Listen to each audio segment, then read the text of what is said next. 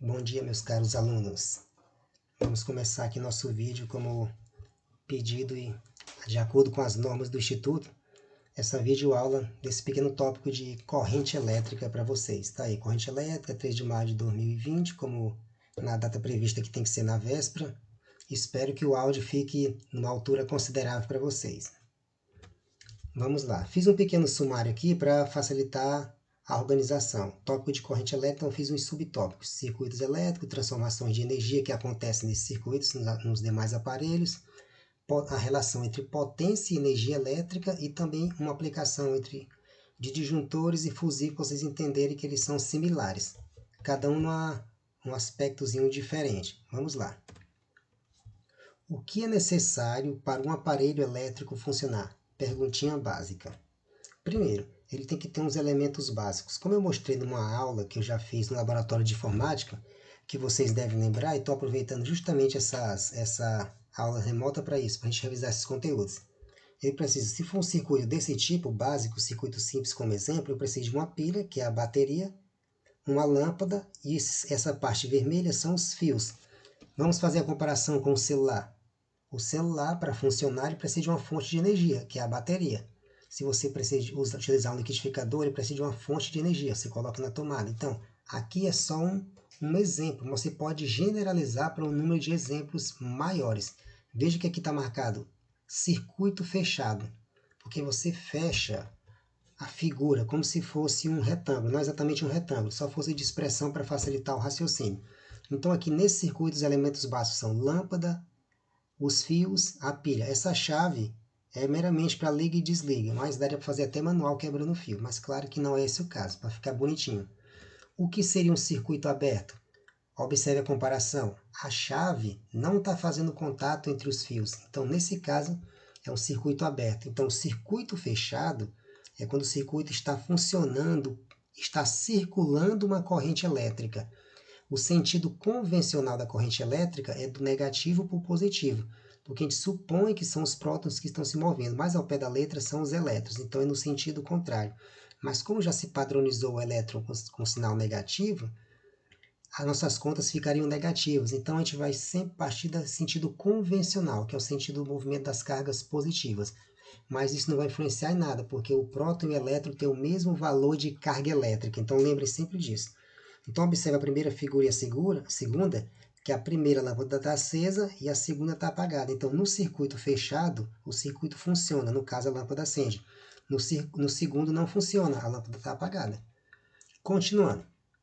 Podemos, então, assim, já fazer uma definição básica, relacionar a corrente elétrica que está circulando no circuito e a potência da lâmpada.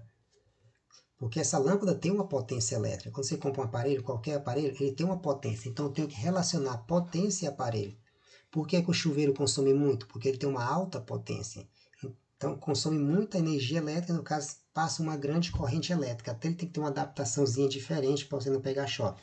Então existe uma relação entre potência e corrente. Que relação é essa?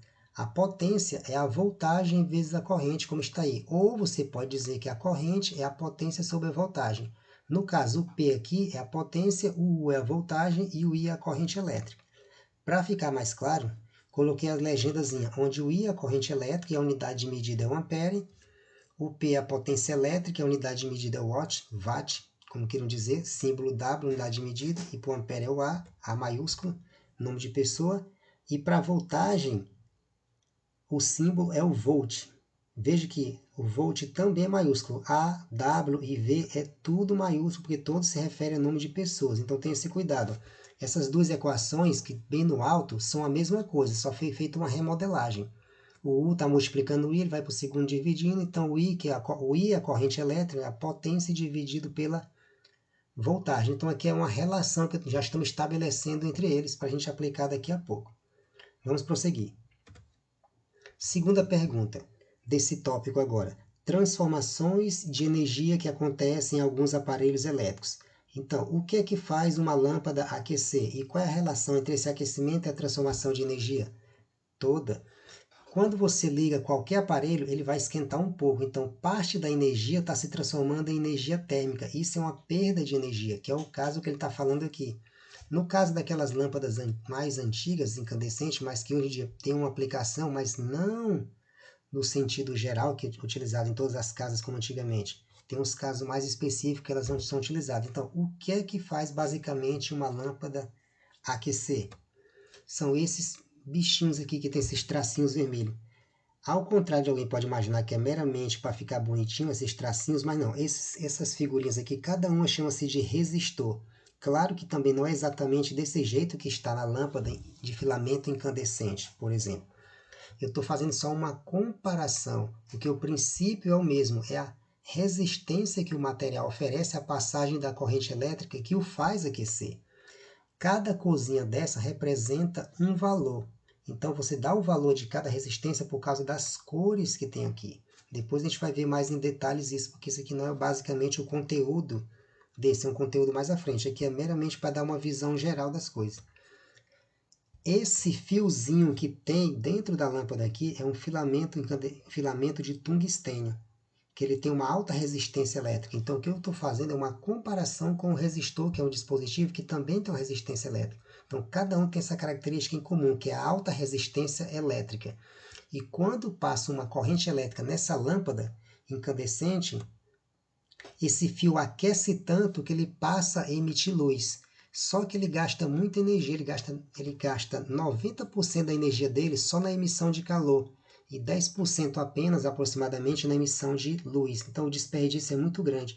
Por isso que foram substituídas pelas fluorescentes, as fluorescentes agora substituídas pelas de LED, e quem sabe quais são as que virão no futuro. Quem sabe não serão vocês que vão contribuir. Vamos prosseguir.